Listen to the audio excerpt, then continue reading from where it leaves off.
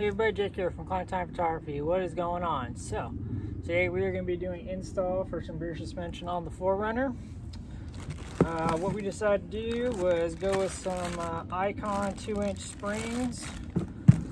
These I'm thinking will be really awesome. It's going to bring the rear up. It should theoretically sit about 1 inch higher in the rear than in the front.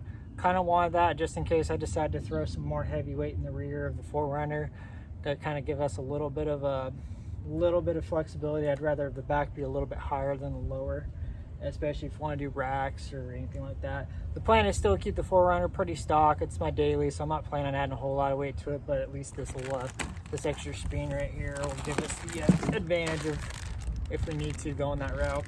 I definitely love the black, that's cool.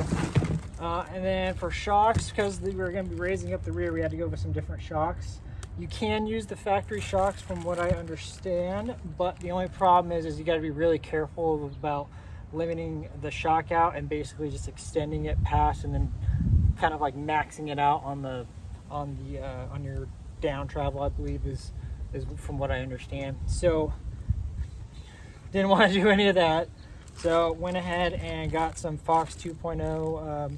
These are just the smooth bodies, they're not resis or anything like that. Didn't want to go super crazy in the rear, just kind of wanted to get a nicer ride in the rear. The back suspension on this thing's super soft, so really hoping this is going to help out with that.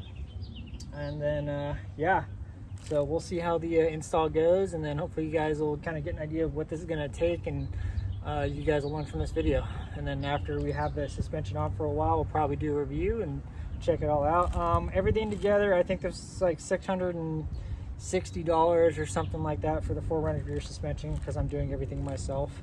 So I like to do all my personal installs and everything like that. So we looked up some stuff on YouTube and kind of got an idea of what we're getting into. So, but you know how that goes. Sometimes it goes smooth, sometimes it goes not so smooth. So yeah, let's do it. Okay, so we are on the driver's side. We're going to start over here because I want to show you guys some stuff real quick. Supposedly you may have to take off the trailing arms. I'm hoping that we don't have to do that here, but we can kind of just see if we can get in here and do what we need to do without having to take a ton of stuff apart. But you do definitely have to take apart the sway bar links. Up top here we got a 12mm, and then there's another nut you have to hold down here. That's a 14.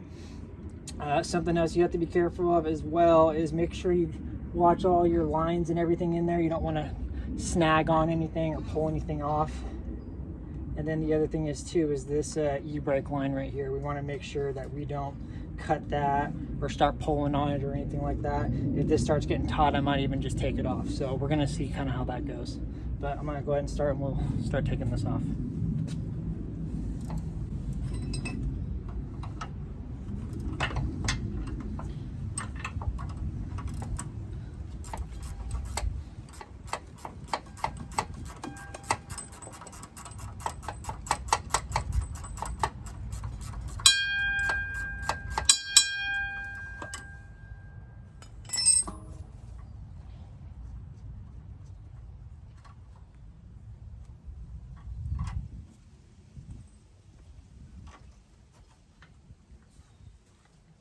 Okay, that side's done. Let's do the other side.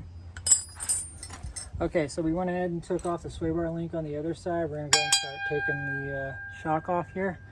I'm going to go ahead and use a 7mm up top to hold the top of this nut. There's a little notch right there that you guys are going to need to know about. And then 17mm to hold this, start swiveling this nut right here. If you guys can, I would recommend getting these swivel head closed in ratchets right here, at least one of these on the end.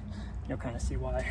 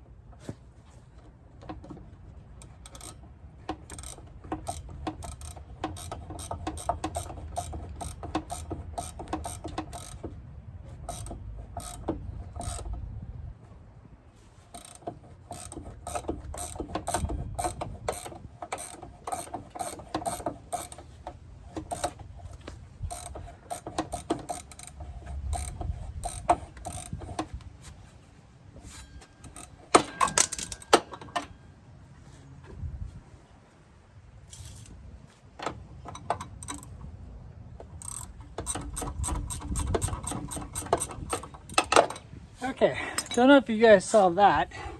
That was a pain in the ass. It started stripping out that 7mm, so I just used a set of vice grips to kind of wedge them in there, and then eventually those snapped off, and then this was loose enough to pull off. So a set of vice grips might not be a bad idea to add to the collection of stuff for this endeavor. All right, so now we're gonna go ahead and drop the suspension here. I'm gonna go ahead and take off this brake line right here. It's a 12mm, just to make sure that this isn't going to get caught up and then, you know, tearing our brake lines or anything. But we have both the sway bars disconnected, we have the shocks disconnected, so we're going to go ahead and bring it down and then make sure we're looking at all of our lines and nothing's going to get pulled.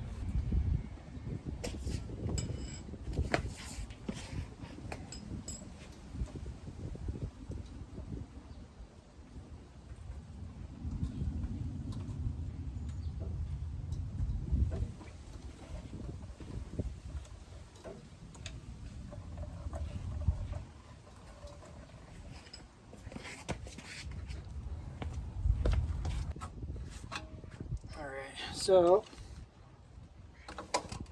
just so happens I saw this on YouTube. We're going to go ahead and use our bottle jack here that comes with the vehicle, and then we're going to use this to take out the help us just take out the sway bar link.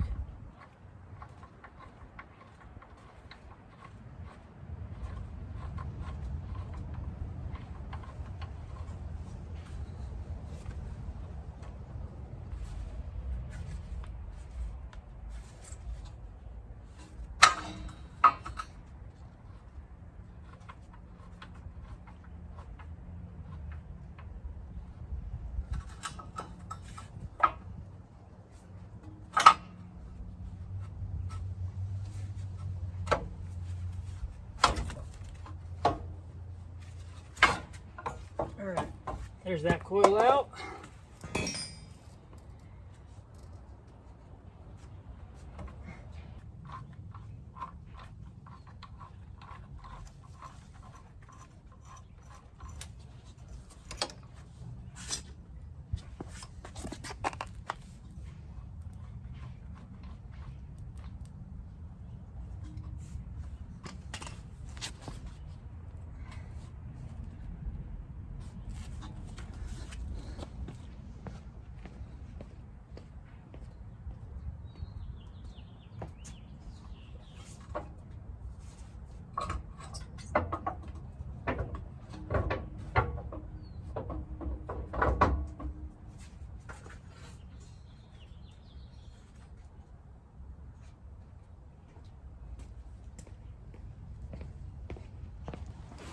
All right, so this is our new one.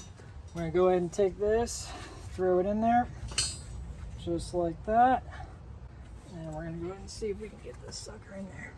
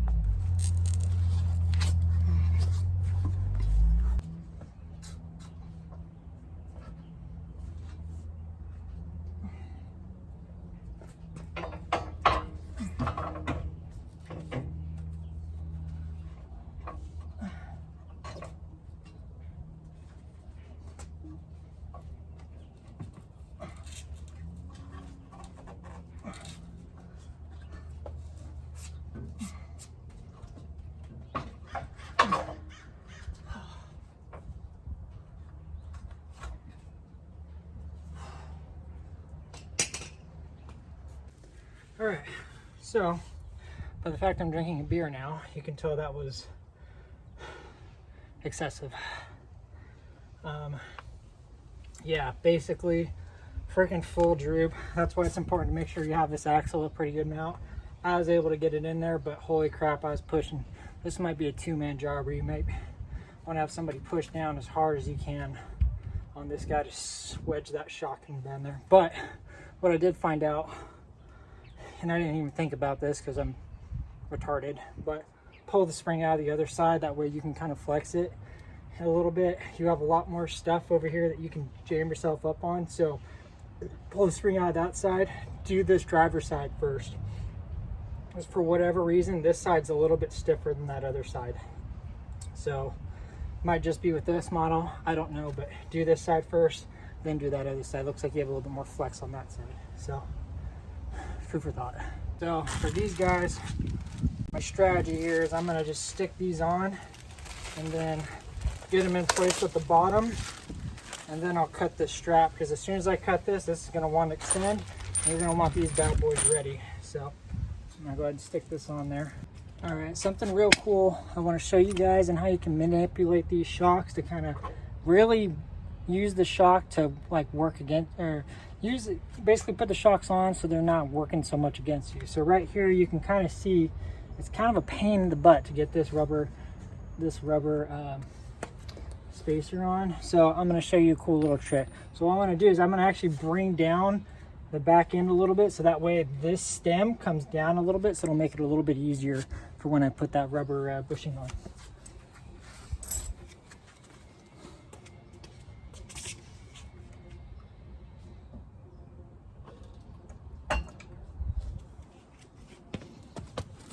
All right, there we go. So I'm going to go ahead and take this, make sure I got my bigger side towards the bottom, because that's what's going to fill the hole, and then smaller side is going to be up towards the top.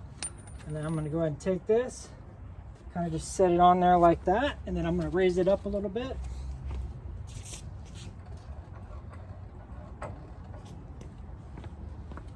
There we go, just like that. And then I'm going to raise it up a little bit more, make sure it's set.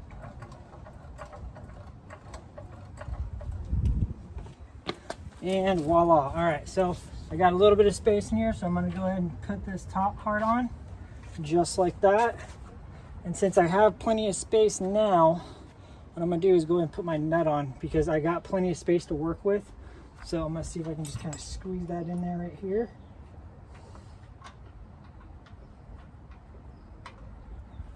Try and get the thread started a little bit, so that way don't quite have enough. So what I'm going to go ahead and do is lift it up just a little bit more.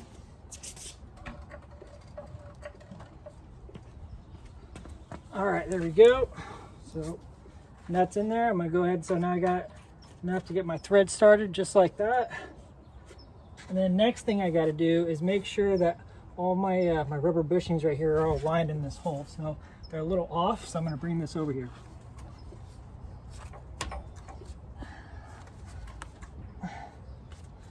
All right, cool. There we go. All right, so I'm gonna go ahead and tighten this down all the way. Then I'm gonna take my 3/4 inch, see if it'll fit on here. It won't, so I'm gonna go ahead and have to use an open-end wrench.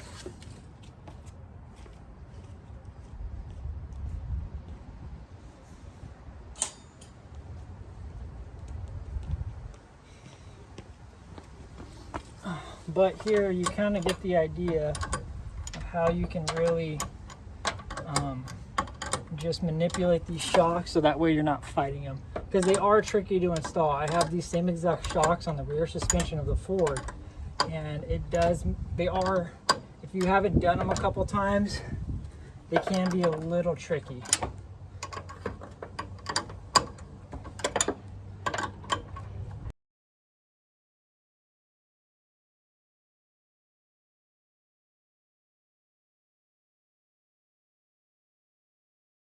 So something I always do is I'm going to go ahead and mark these guys, mark the nuts right here on both sides. That way if they loosen up, I will know about it. So I got my orange paint marker. I'm going to go ahead and go on this side. The key to doing this is to make sure you try and do it in a space where you can see it with tires on, tires off. I think I can see this here, and then I'm going to do the bottom here as well. All right, so we went ahead and marked everything. I'm going to go ahead and mark this one right here.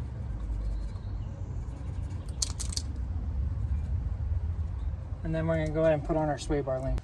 Okay, so we're going to go ahead and tighten these sway bar links. Key feature to make sure you do is keep this as straight as you can. You don't want to tighten these guys up and tighten them down to where they're off like that or anything like that. So you want to try and keep them as straight as you can when you're tightening these up. That way you're not cross binding them. All right, so now we're going to go ahead and tighten up the sway bar links.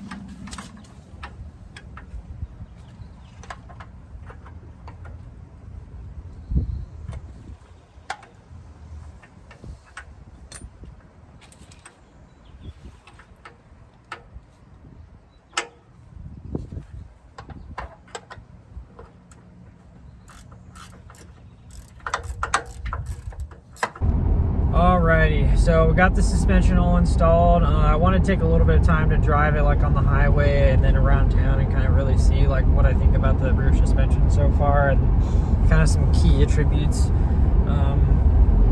for installation, everything like that. Just stuff for you guys to keep in mind. So far, the rear is definitely it's stiffer. I like it. I like how stiff it is because that was the one thing that was a problem with the 4Runner before is I felt like when I was driving, especially on the freeway, was if I hit like some really hard bumps or potholes or something like that, it felt like the back of the 4Runner was like almost bottoming out. So I didn't like that feeling. So it's good to know that not only are the springs stiffer, but I actually have a little bit more clearance and a little bit more room to bounce around, so to speak. So that's really nice. Another thing that's really nice too now is the front of the 4Runner is nice and like more flat now. So my front end isn't kind of like this, which is really nice because the problem I was having was I was blinding people. Unfortunately, that's one thing that sucks about the Bro Runner stance, so to speak, is your headlights are up and they're shining into everybody's, especially semi-trucks, they're shining into semi-trucks mirrors and stuff like that, so I was constantly getting flashed. So that's that also was not really cool either. But so far I'm really liking the rear suspension. The Icon springs in the rear are definitely really nice, combined with the foxshocks, and you know, for like I said, $600, not bad. Install wasn't too bad. Obviously you guys saw the couple little headaches there were. Just keep in mind of the tools and everything like that. I think I was able to complete the install in I think it took me like 2 hours. So yeah, it wasn't too bad. But anywho, hopefully you guys enjoyed the video. And if you guys got any questions on anything like that, feel free to ask. I gotta look up the exactly what parts were used and everything like that, so give me some time and I'll put that in the video description, and hopefully you guys do, yeah, I'll see you guys on the next time. Later.